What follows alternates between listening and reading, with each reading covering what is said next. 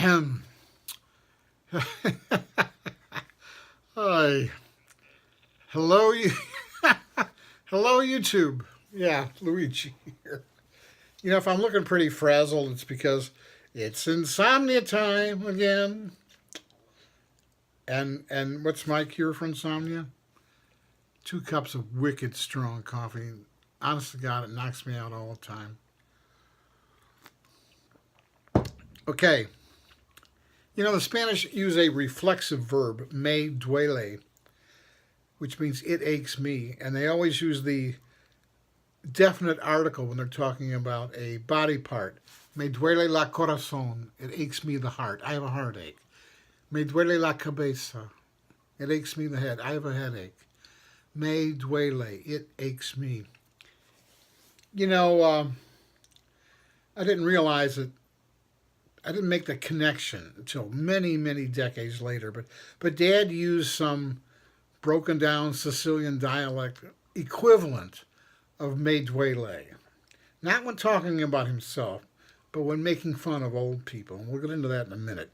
Dad was a triple alpha male who, like many of that ilk, never thought he was going to die, and therefore making fun of old people was proper for him. When the old folks would come over, usually a family thing, both sets of grandparents, and my grandmother's sister Josie, her name had to be Josefina. She's a real Sicilian like the rest of them. They'd get together and they'd do what Dad called the medolas. Me duele. I figured this out later. Dad would mock them. He'd say, "Oh, here go the medolas. Medola my sciatica. Medola this. Medola that. Medola my heart. Medola everything." And he made fun of them. He called them, "Oh, here come the medolas." Well, that's fine. That's just the way Dad was. He had a nickname among his associates. They called him Napoleon. And he probably thought it was a compliment, by the way. He wasn't really tall, and he acted like Napoleon. If you went to his country club locker in the dressing room, there, someone with a big marker wrote Napoleon under his name on his locker door. I'm sure Dad thought that was a great compliment. Anyway, Dad once said, "I could never live in Arizona. The place is a goddamn geriatric center." Well, guess where he lived the last 25 years of his life? And when you talk as much as Dad did, it's always fun to throw his own words back at him. So I would always slap him in the face with that, just to be weird, just to be mean, I guess. So once I'm in Arizona visiting Dad, he's in his 80s. And a friend of his comes to see him. "Hey, John, how you doing?" And I jump in and I go, "What are you, out of your mind? You're asking somebody in his 80s how he's doing? Now you got to sit and listen to it." And that was my version of saying, "Oi, here come the medolas," because I knew what was coming. And sure enough, they came. So medolas. Old people talk about medolas. I'm 67 now. Don't ask me how it happened. Just kind of woke up and I was 67. And among my peers in my age group, the medola is a real common subject matter. I'm not saying I like it, but it is. And I was in the grocery store the other day at an odd day and an odd time for me, and I run into someone I hadn't seen in years, Wendell. People call him Wink, but I call him Wendell because I know that's his real name, and I prefer more syllables. I go, "Hey, Wendell, how you doing?"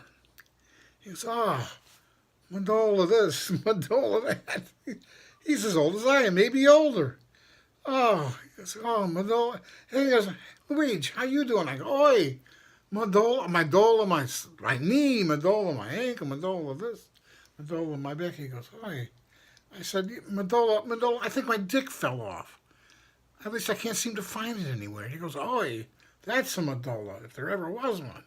So we're doing the medola dance, and I look over Wendell's shoulder, and Evan Lucy walks into the store under his own power. And I say it that way because Evan was a stroke victim. And he's looking really good to me compared to the last time I saw him.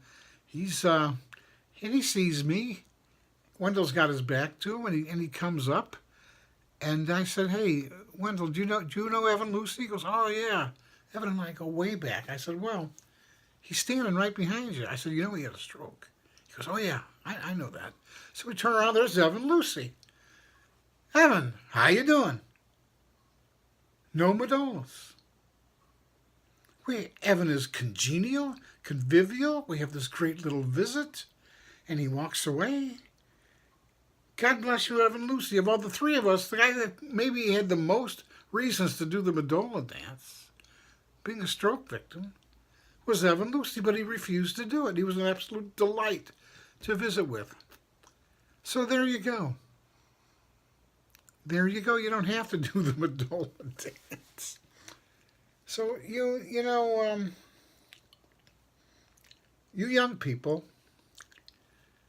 you're not going to get old, let alone die. That's never going to happen to you, so I wouldn't even worry about that. So older folks are fair game. If you want to make fun of them when they're doing their Medola thing, go ahead. My father did it, and I guess I did it with him. Go ahead. But I will tell you this. If you're not lucky enough to grow old and have the Medolas, it's because you died young and beautiful, but stupid. We older folks have taken on a patina and grown in wisdom in ways that you can't understand. And you won't be able to understand until you get there yourselves. And so if you're lucky, you will. If you're not lucky, you're going to die young and beautiful and stupid. Okay? All right. Good night, everybody. Coffee time. God bless you. I love you all. And God bless you, Evan Lucy. God, you looked great the other day. Okay. Bye-bye.